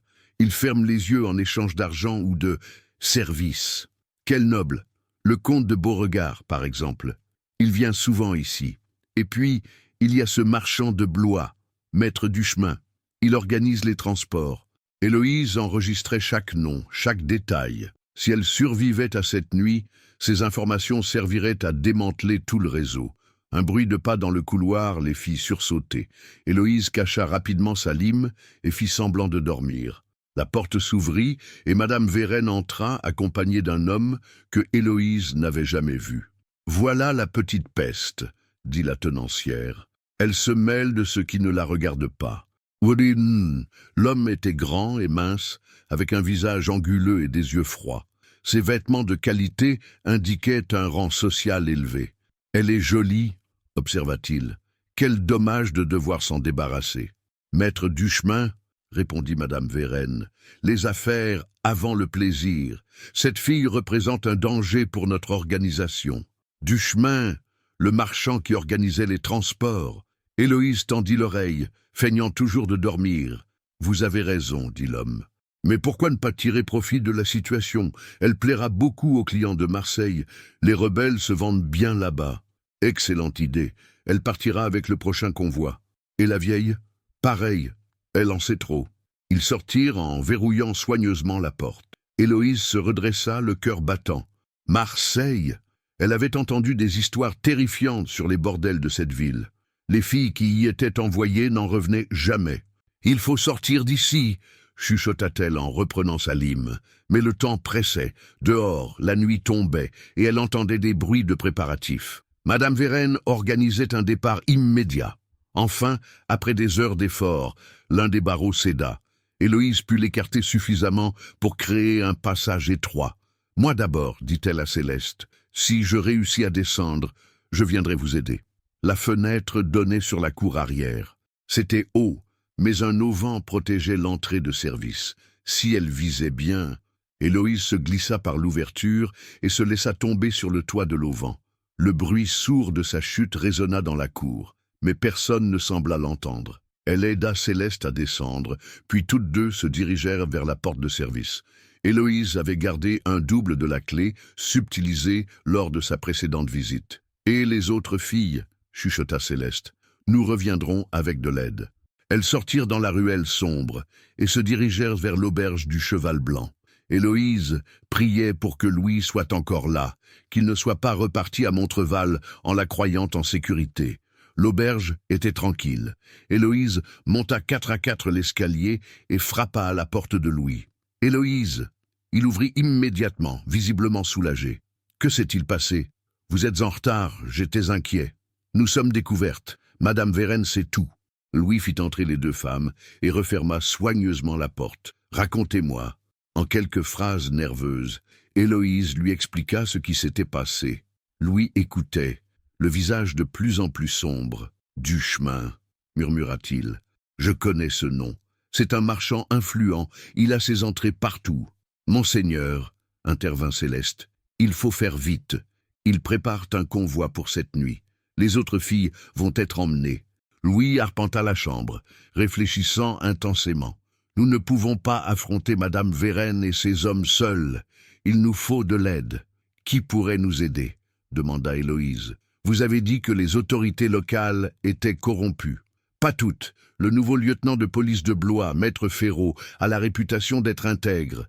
Si nous pouvions le convaincre... »« Blois est à 2 heures de cheval, » objecta Héloïse. « Le convoi sera parti avant notre retour. Alors il faut retarder ce départ. » Louis se dirigea vers un coffre et en sortit une épée et un pistolet. « Héloïse, vous allez rester ici avec Céleste. Moi, je retourne là-bas. »« Non !»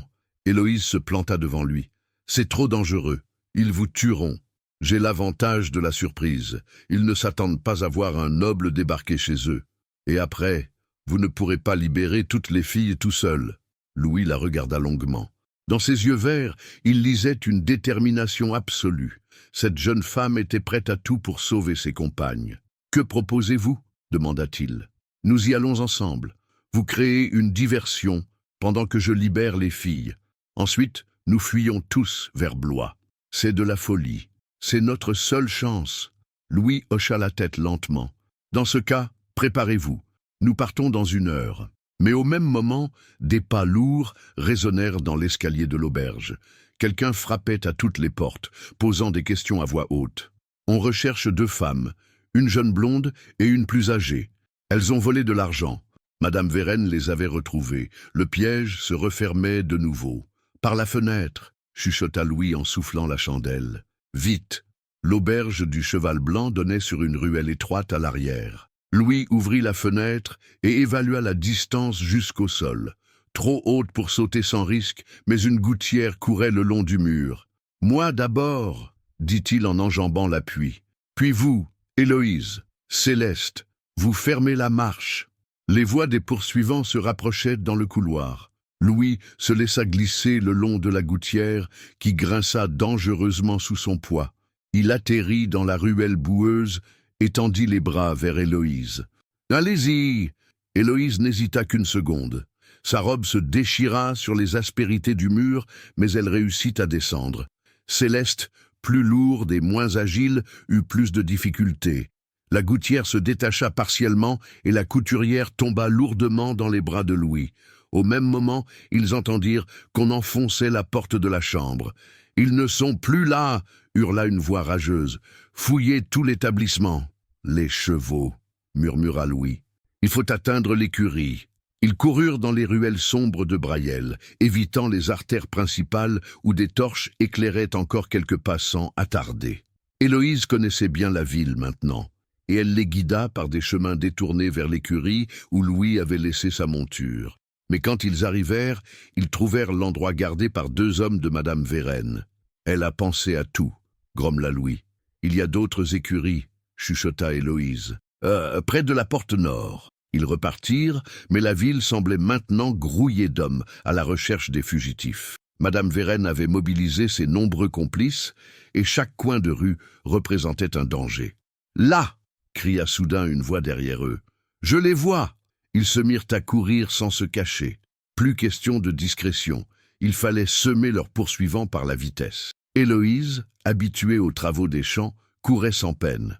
Mais Céleste, essoufflée et gênée par sa robe, commençait à faiblir. Louis la soutint, mais cela ralentissait leur fuite. « Laissez-moi !» haleta la couturière. « Sauvez-vous !»« Jamais !» répliqua Héloïse fermement.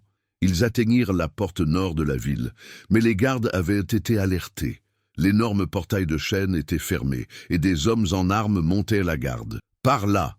dit Louis en désignant une brèche dans le mur d'enceinte, à demi cachée par des ronces. C'est une ancienne poterne. Ils se faufilèrent péniblement dans l'ouverture étroite, se déchirant sur les épines. Derrière eux, les cris de leurs poursuivants se rapprochaient. Une fois à l'extérieur des murailles, ils se trouvèrent dans la campagne nocturne. La lune éclairait faiblement les champs et les bosquets qui entouraient Brayel. « Où allons-nous » demanda Céleste, épuisée. « À Blois » répondit Louis. « À pied, s'il le faut. » Mais Héloïse secoua la tête. « Non, il faut d'abord sauver les autres filles. »« Héloïse, » dit Louis doucement, « nous n'avons ni armes ni hommes.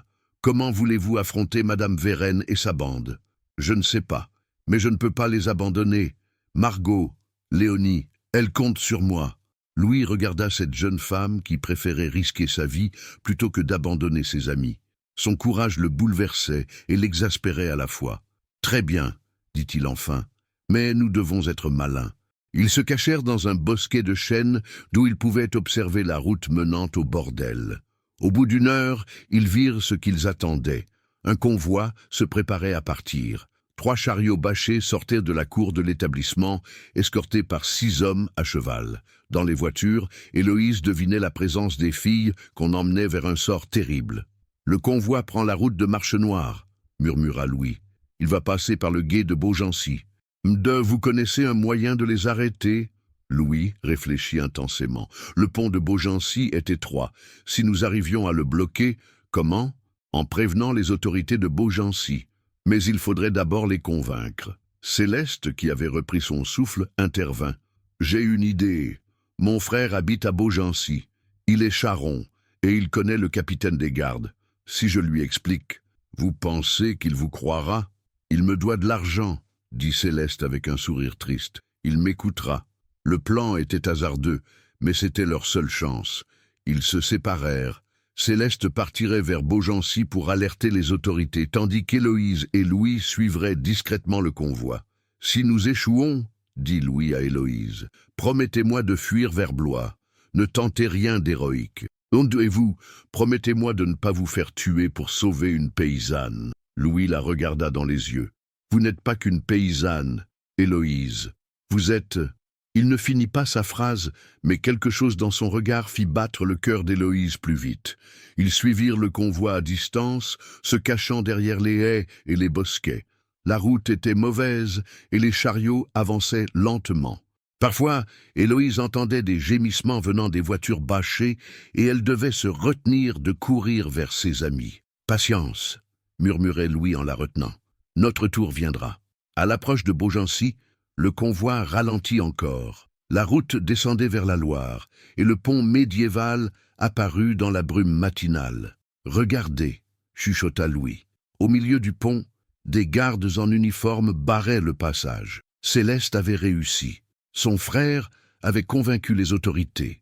Mais Madame Vérène, qui accompagnait le convoi, flairait le piège. Elle ordonna à ses hommes de faire demi-tour. « Ils vont prendre l'autre route », réalisa Héloïse. Par le gué de Saint-Laurent. Louis serra les poings. Nous les avons manqués. Mais Héloïse ne renonçait pas. Non, il y a encore un moyen. Lequel? Le gué de Saint-Laurent est traître. Les eaux sont hautes à cause des pluies d'automne. Si nous arrivions à effrayer les chevaux... Louis comprit immédiatement. Vous voulez provoquer un accident? Pas un accident, une occasion. Dans la confusion, nous pourrions libérer les filles. C'était un plan désespéré, mais Louis n'en voyait pas d'autre. Ils coururent à travers les prés détrempés vers le gué de Saint-Laurent, espérant arriver avant le convoi. Le gué était un passage à travers la Loire où l'eau ne montait qu'au moyeu des roues en temps normal.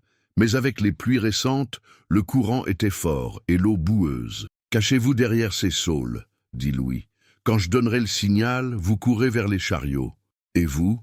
Je m'occupe des gardes. » Héloïse voulut protester, mais déjà le convoi apparaissait au bout du chemin.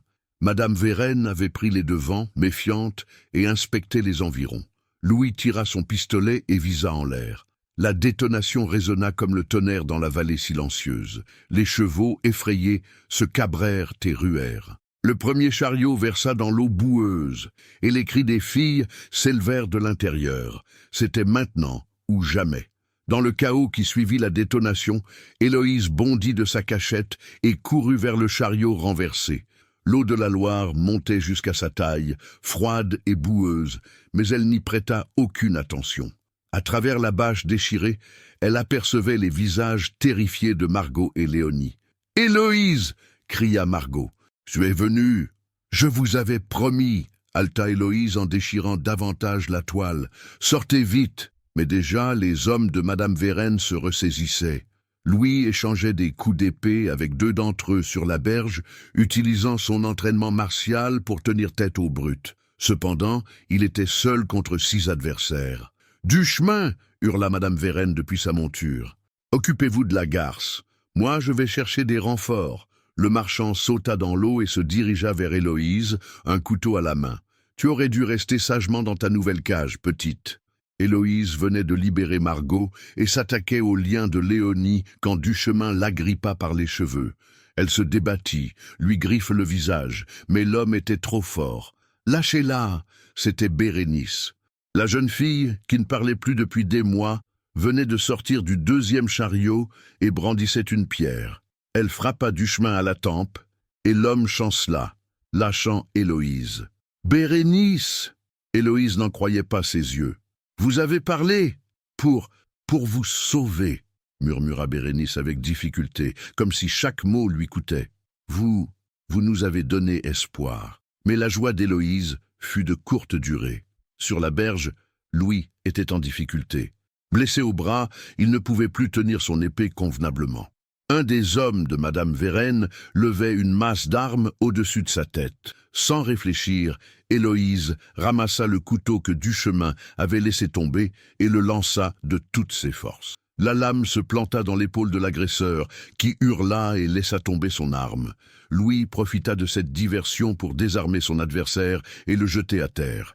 Mais d'autres hommes arrivaient au galop depuis Brayel. Madame Vérène était allée chercher des renforts, comme promis. « Il faut partir !» cria Héloïse. « Maintenant !» Elle aida les filles à sortir des chariots. Margot et Léonie étaient affaiblies, mais valides. Bérénice claudiquait, une chaîne encore attachée à sa cheville. Dans le troisième chariot, elle découvrit les deux sœurs dont Margot lui avait parlé, terrorisées mais indemnes. « Pouvez-vous courir ?» demanda-t-elle au plus faible. Léonie hocha la tête avec détermination. « Pour être libre, je peux tout faire. » Louis les rejoignit, saignant mais debout. « Les chevaux !» dit-il en désignant les montures des gardes, qui erraient librement après avoir jeté leurs cavaliers. « C'est notre seule chance. » Mais ils étaient 7, et il n'y avait que 4 chevaux. De plus, les renforts de Madame Vérène apparaissaient au sommet de la colline. « Prenez les chevaux, dit Héloïse à Louis. Emmenez les plus faibles. Moi, je reste. »« Jamais, Louis !» dit-elle en le regardant droit dans les yeux. « Vous m'avez appris qu'un noble doit protéger les innocents. Protégez-les. Et vous ? Je trouverai un moyen. J'ai survécu jusqu'ici, non ?» Louis la regarda longuement. Dans ses yeux verts, il lisait une résolution inébranlable. Cette femme extraordinaire était prête à sacrifier sa liberté pour sauver ses amis. « Non, dit-il fermement. Nous partons tous ensemble, ou nous restons tous ensemble. » Il siffla fort entre ses doigts. Au loin, un hennissement lui répondit. Son destrier, dressé à reconnaître ce signal, accourait depuis les environs de Beaugency où il l'avait laissé la veille. L'animal apparut au galop, magnifique dans sa robe alezan. Louis l'enfourcha et tendit la main à Héloïse. « Montez !» « Et les autres ? » « Elles prendront les autres chevaux. Bérénice avec Margot, les 2 sœurs ensemble, et Léonie seule. C'était risqué. Aucune des filles n'était habituée à monter, et les chevaux étaient nerveux après la bataille. Mais c'était leur seule chance d'échapper au renfort qui dévalait maintenant la colline. Héloïse sauta en croupe derrière Louis. Ses bras entourèrent la taille du jeune homme, et elle sentit son cœur battre fort contre son dos. Margot et Bérénice montèrent tant bien que mal sur un hongre bai, tandis que les 2 sœurs, Agathe et Apolline, s'installaient sur une jument grise. Léonie, plus courageuse qu'elle n'en avait l'air, réussit à enfourcher un étalon noir. « Vers la forêt !» cria Louis. « Ils ne pourront pas nous poursuivre dans les taillis. » La chevauchée qui suivit fut l'une des plus périlleuses de leur vie. Les chevaux, effrayés et mal dirigés, faillirent plusieurs fois désarçonner leurs cavalières inexpérimentées. Derrière eux, les hommes de Madame Vérène se rapprochaient, poussant des cris de guerre. Ils atteignirent la lisière de la forêt de Blois, au moment où les premiers coups de feu éclataient. Une balle siffla près de l'oreille d'Héloïse, qui se serra instinctivement contre Louis. Dans les bois, les poursuivants furent contraints de ralentir. Les branches basses et les fourrés denses gênaient leur monture, tandis que Louis, excellent cavalier, guidait son groupe par des sentiers qu'il connaissait depuis l'enfance. Mais le répit fut de courte durée. Madame Vérène était une femme déterminée, et elle connaissait le prix de l'échec. Elle avait divisé ses hommes en plusieurs groupes pour fouiller la forêt méthodiquement. « Ils vont nous encercler », réalisa Louis. « Il faut trouver un abri. Il y a une chapelle abandonnée près d'ici, » dit Héloïse. « Ma grand-mère m'en avait parlé. Sainte-Radegonde des Bois. » Ils trouvèrent effectivement la petite chapelle en ruine, à demi envahie par le lierre. L'endroit était caché au fond d'un vallon, protégé par des chênes centenaires.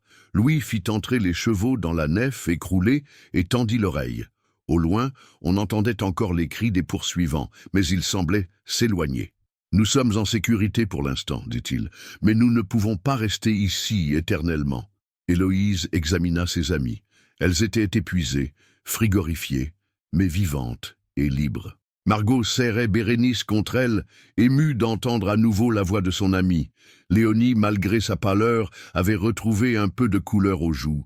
Les 2 sœurs, Agathe et Apolline, se tenaient par la main et regardaient autour d'elles avec émerveillement. « Nous sommes vraiment libres ?» demanda Apolline, qui n'avait que 14 ans. Oui, répondit Héloïse, plus jamais personne ne vous fera du mal. Mais même en prononçant ces mots, elle savait que leur épreuve n'était pas terminée. Madame Vérène ne renoncerait pas facilement. Et même s'ils échappaient à ses griffes, que deviendrait ce groupe de jeunes femmes sans ressources dans un monde hostile?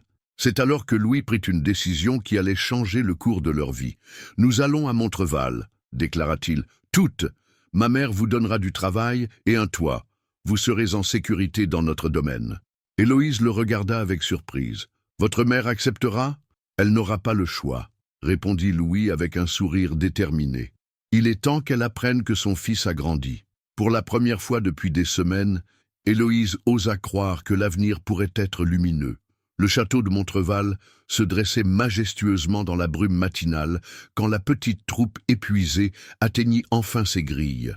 Après 2 jours de voyage prudent à travers les forêts et les chemins détournés, évitant les routes principales où Madame Vérène aurait pu les faire chercher, Louis et ses protégés arrivaient en vue du domaine familial.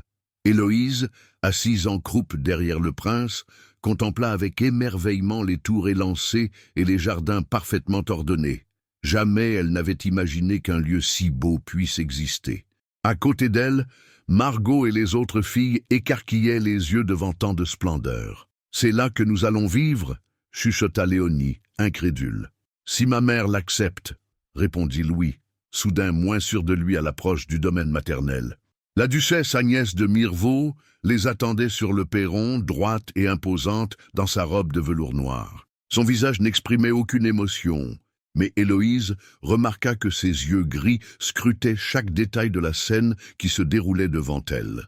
Louis descendit de cheval et aida Héloïse à mettre pied à terre. Les autres filles les imitèrent tant bien que mal, encore raides de cette longue chevauchée inhabituelle. « Mère, » dit Louis en s'avançant, « permettez-moi de vous présenter. » « Des réfugiés, » coupa sèchement la duchesse. « J'avais compris.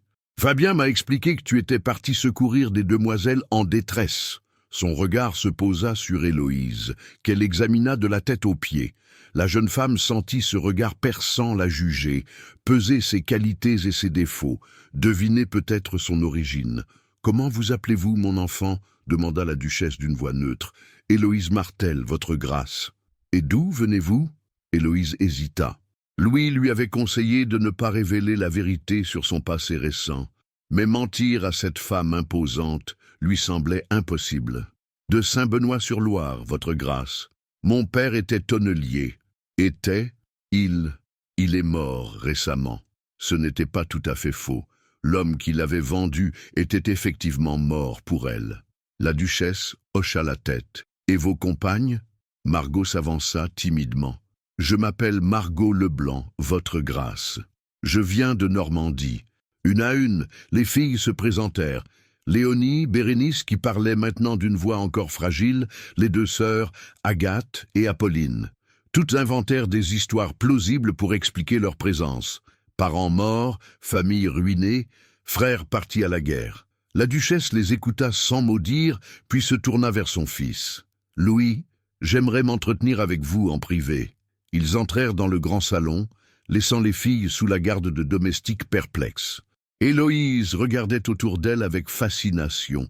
Les tapisseries flamandes, les meubles marquetés, les lustres de cristal, tout respirait une richesse et un raffinement qu'elle n'avait jamais côtoyés. « Ne touchez à rien, » chuchota-t-elle aux autres, « et tenez-vous droite. » Dans le salon, la confrontation entre mère et fils avait commencé. « Louis, » dit la duchesse en refermant soigneusement la porte, « voulez-vous m'expliquer ce qui vous a pris, ramener 6 paysannes inconnues dans notre domaine ?» Elles avaient besoin d'aide, mère. Et depuis quand est-ce notre rôle de secourir toutes les misérables de France ? Louis se redressa. « Depuis que nous avons les moyens de le faire, depuis que l'honneur nous y oblige. » La duchesse l'observa attentivement. Quelque chose avait changé chez son fils. Il avait toujours été le plus sensible de ses 3 enfants, mais cette détermination tranquille était nouvelle. « L'honneur, dites-vous ? Et que proposez-vous de faire de ces filles ? Leur donner du travail, les former, en faire des servantes compétentes. 6 servantes d'un coup. Louis, nous n'avons pas besoin de tant de personnel, et regardez-les. » Elles sont maigres, malades, il faudra des mois pour les remettre en état. Nous en avons les moyens. Ce n'est pas une question de moyens, mais de bon sens. La duchesse se dirigea vers la fenêtre d'où elle pouvait observer les nouvelles arrivantes. Cette Héloïse, par exemple. Elle vous regarde avec des yeux particuliers. Louis rougit, malgré lui. Je ne vois pas ce que vous voulez dire. Vous ne voyez pas?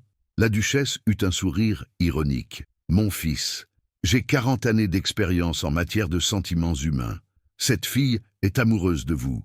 Mais même si c'était vrai, en quoi cela changerait-il quelque chose? En tout! La duchesse se retourna vivement. Louis, vous êtes un prince. Votre mariage avec Olympe de Montclair doit être annoncé dans quelques semaines. Vous ne pouvez pas vous embarrasser d'une paysanne amoureuse. Je n'épouserai pas Olympe de Montclair. La phrase tomba comme un couperet. La duchesse pâlit. Comment? J'ai dit que je n'épouserai pas cet enfant. Ni elle, ni aucune autre héritière que vous me proposerez.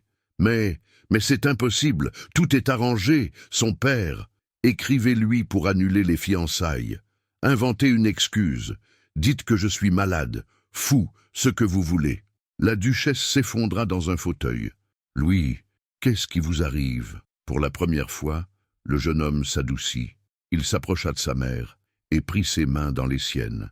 Il m'arrive que j'ai découvert ce que signifie vraiment l'honneur, mère, ce que signifie protéger les innocents, et aussi, il hésita, ce que signifie aimer vraiment, cette paysanne, cette femme extraordinaire qui a risqué sa vie pour sauver ses amis, cette personne courageuse qui vaut mieux que tous les nobles de notre entourage. La duchesse le regarda longuement.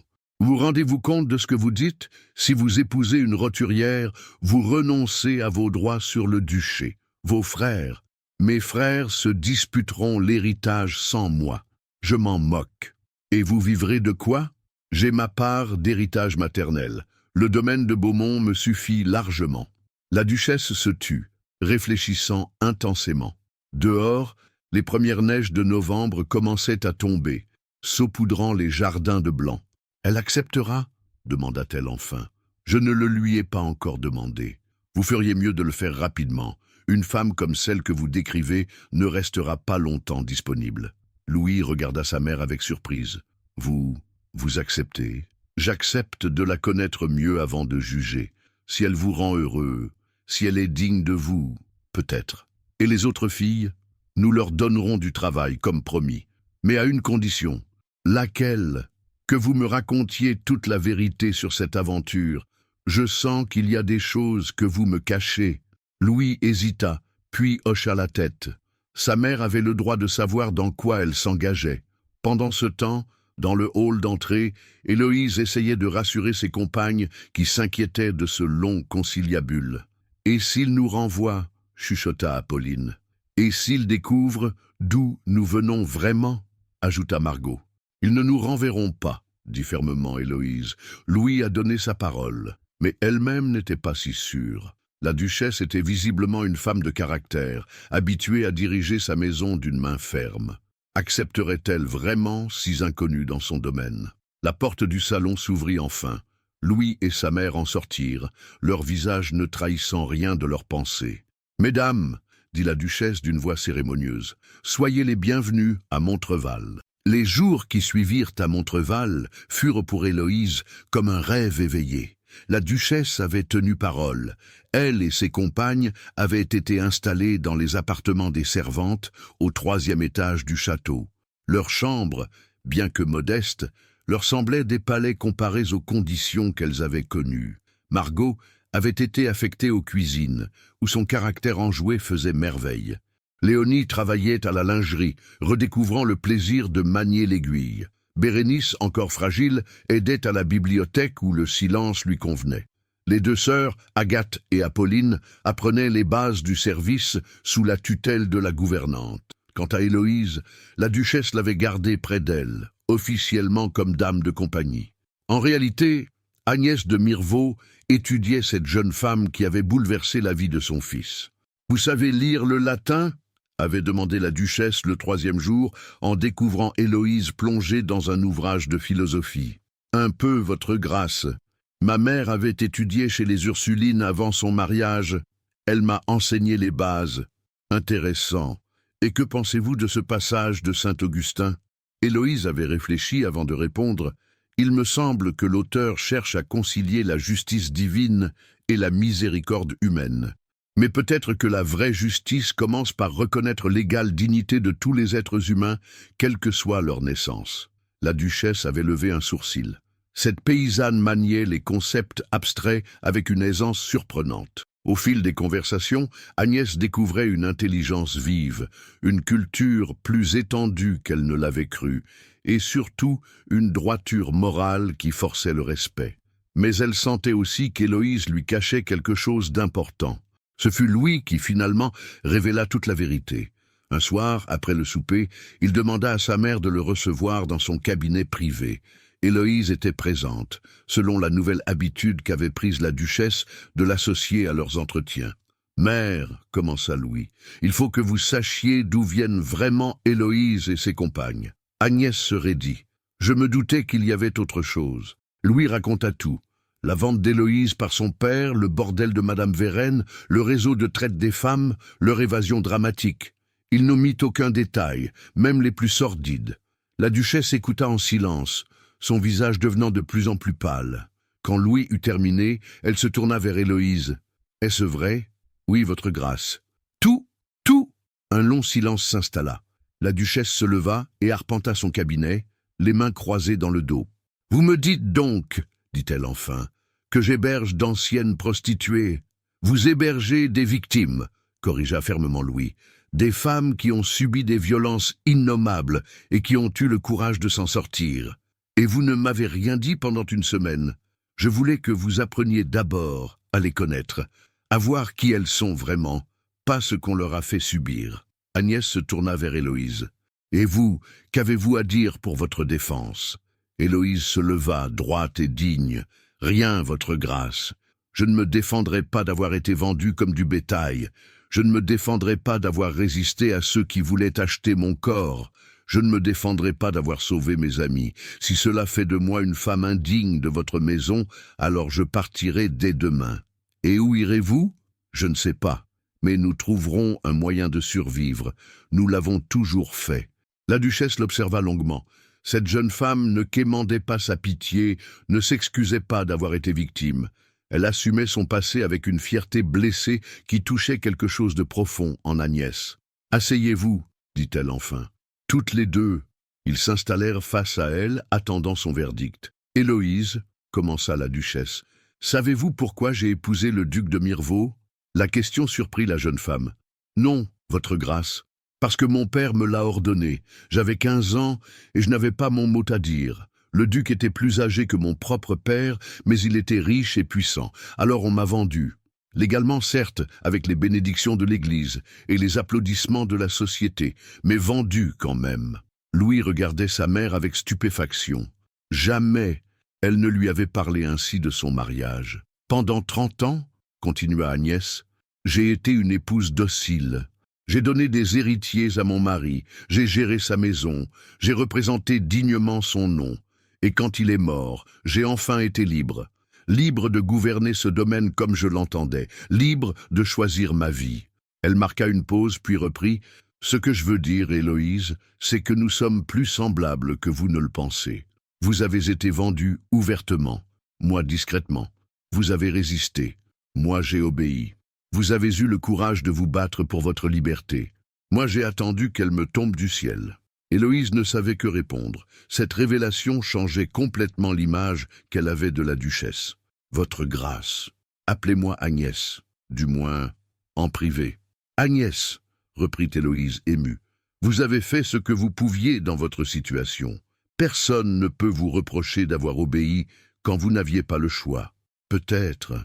Mais vous avez choisi de vous battre. Et cela, elle regarda son fils, c'est quelque chose que j'admire. » Louis sentit son cœur se gonfler d'espoir. « Mère, cela signifie-t-il que... » « Cela signifie que je retire mes objections à votre union. Si Héloïse veut bien de vous, naturellement. » Tous les regards se tournèrent vers la jeune femme, qui rougit violemment. « Moi? Mais je ne suis qu'une paysanne. Vous êtes une femme libre, » corrigea Agnès. « Et Louis aussi, est libre de choisir son épouse. Louis se tourna vers Héloïse et prit ses mains dans les siennes. « Héloïse Martel, voulez-vous m'épouser » La jeune femme le regarda dans les yeux. Cet homme qui avait risqué sa vie pour la sauver, qui avait renoncé à un mariage avantageux pour elle, qui l'aimait malgré son passé. « Oui, » murmura-t-elle, « de tout mon cœur, oui. » Mais au moment où leurs lèvres allaient de se joindre, un domestique fit irruption dans le cabinet. « Votre grâce, » haleta-t-il. « Pardonnez-moi, mais c'est urgent. Il y a des hommes armés aux grilles. Ils demandent à fouiller le château. Ils disent qu'ils recherchent des criminels en fuite. » Le sang d'Héloïse se glaça. Madame Vérène les avait retrouvés. « Combien sont-ils » demanda Louis en se levant d'un bond. « Une vingtaine, monseigneur, et ils ont un mandat du bailli de Brayel. » Agnès se dressa, redevenant instantanément la châtelaine autoritaire. « Qu'ils attendent. Je vais les recevoir. » Louise allait prévenir les autres filles qu'elles se cachent. « Non, » dit fermement Héloïse, « il ne faut plus fuir. Il faut affronter la vérité. » « Héloïse, » protesta Louis, « ils vous ramèneront là-bas, pas si nous avons les preuves de leur crime. »« Agnès, » elle se tourna vers la duchesse, « accepteriez-vous de témoigner de ce que votre fils vous a raconté ?»« Bien sûr, mais sera-ce suffisant ?» Héloïse sourit pour la première fois depuis des jours. « Cela le sera si nous avons Céleste. »« Céleste, mais elle est restée à Beaugency. »« Non, » dit une voix depuis le seuil, « je suis ici. » Céleste apparut dans l'encadrement de la porte, accompagnée d'un homme en uniforme officiel. « Maître Ferraud, lieutenant de police de Blois, » se présenta l'homme, « et j'ai dans ma sacoche de quoi envoyer Madame Vérène et ses complices aux galères. » Le dénouement approchait enfin. Dans le grand salon de Montreval, une confrontation exceptionnelle se préparait. D'un côté, Madame Vérène et ses sbires, accompagnés du bailli corrompu de Brayel. De l'autre, la duchesse Agnès, dans toute sa majesté, flanquée de Louis, d'Héloïse et du lieutenant Ferraud. Madame Vérène n'avait pas changé, toujours cette allure vulgaire maquillée de respectabilité, ce sourire faux qui ne trompait personne. Mais pour la première fois, Héloïse la voyait comme elle était vraiment, une femme vieillie et durcie par des années de crime que la peur de la justice commençait à ronger.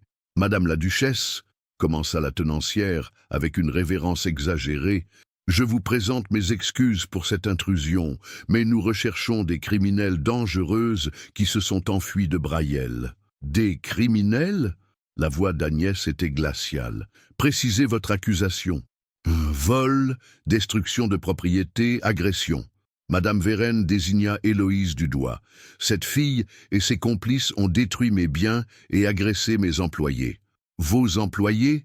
intervint le lieutenant Ferraud en s'avançant. « Parlons plutôt de vos complices. Maître Duchemin a été arrêté hier soir, à Blois.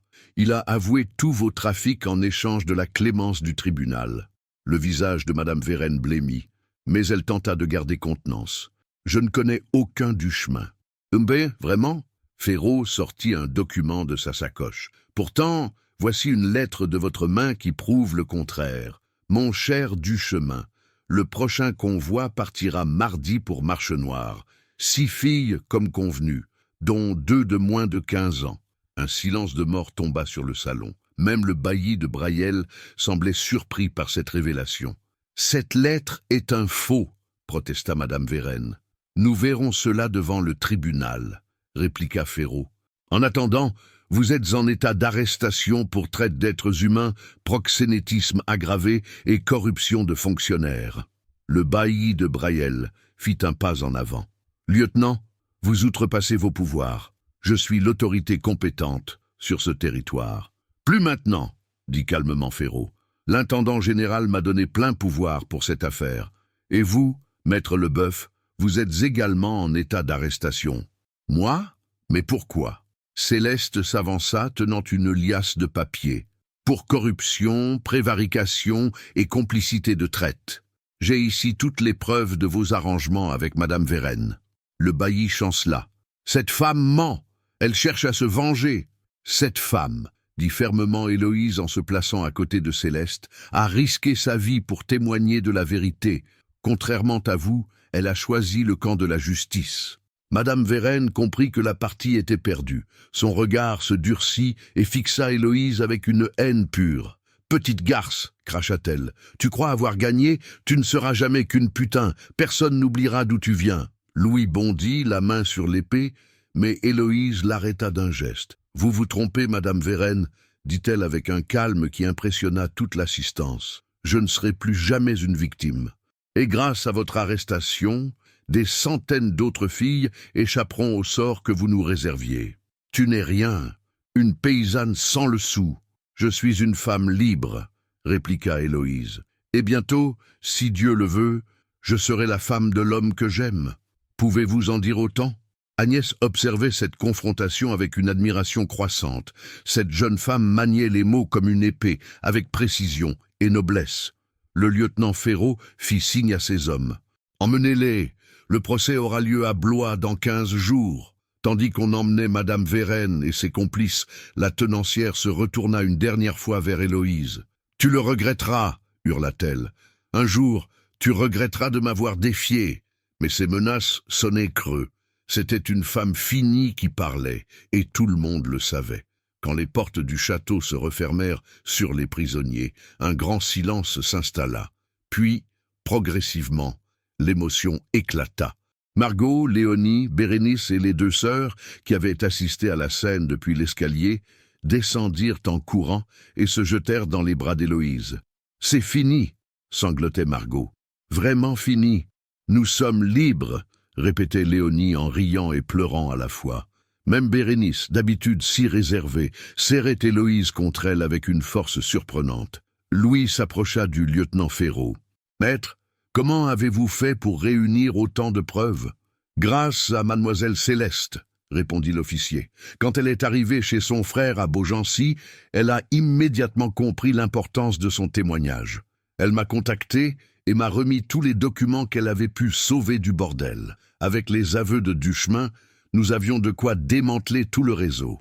Et les autres filles, celles qui sont encore prisonnières dans d'autres établissements, nous les libérerons une à une. C'est un travail de longue haleine, mais il sera fait. » Agnès s'avança vers Céleste. « Madame, je ne sais comment vous remercier. Votre courage a sauvé bien des vies.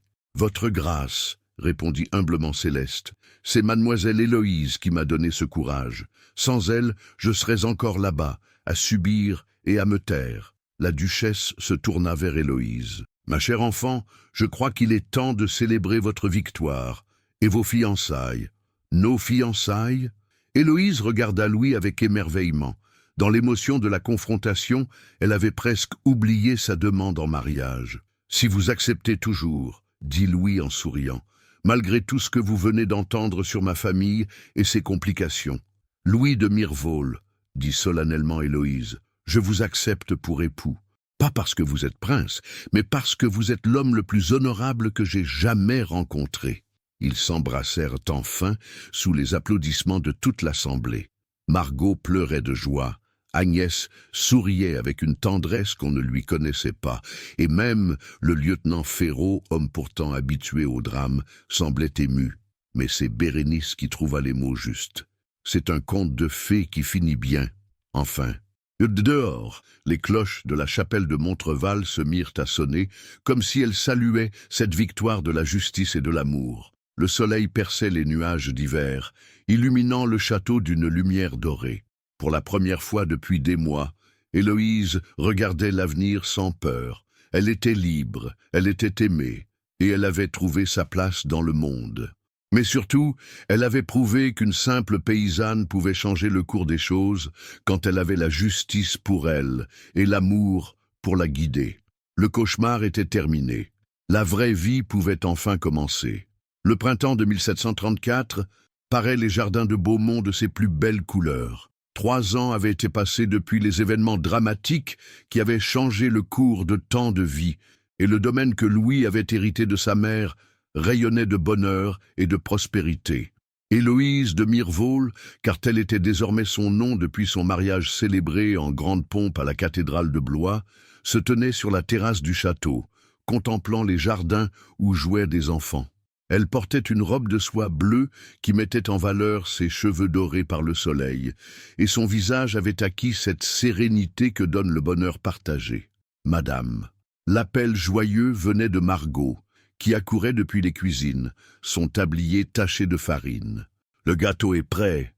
Margot était devenue la gouvernante de Beaumont, responsable de toute la domesticité. Son mariage avec Pierre, le fils du métayer, avait été le premier des nombreux événements heureux qui avaient marqué ces 3 années. « Parfait », sourit Héloïse. « Et les invités ? Tous arrivés, madame. Mademoiselle Léonie termine les derniers arrangements floraux et mademoiselle Bérénice aide les petites à se préparer. » Léonie était devenue la maîtresse de maison adjointe, chargée de l'organisation des réceptions et de la décoration. Son talent pour la couture et les arts décoratifs avait fait merveille. Quant à Bérénice, elle s'était révélée avoir un don extraordinaire avec les enfants et dirigeait maintenant l'école que Louis et Héloïse avaient créée pour les villages environnants. Et nos invités d'honneur ? Dame Céleste surveille tout depuis son fauteuil, comme d'habitude. Elle dit que vous devriez porter votre collier de perles. Héloïse rit doucement. Céleste, anoblie par le roi en reconnaissance de son courage lors du procès de Madame Vérène, était devenue sa dame de compagnie officielle et sa conseillère officieuse. À 60 ans passés, elle menait le château d'une main de fer veloutée. Et Agathe et Apolline ? Elles sont dans la bibliothèque avec Monsieur Louis.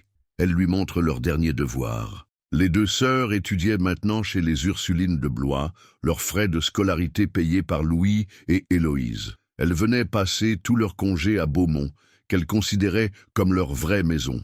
Héloïse entra dans le château et se dirigea vers la bibliothèque. Elle trouva Louis assis dans un grand fauteuil, entouré d'Agathe et Apolline, qui lui lisaient leur composition en latin.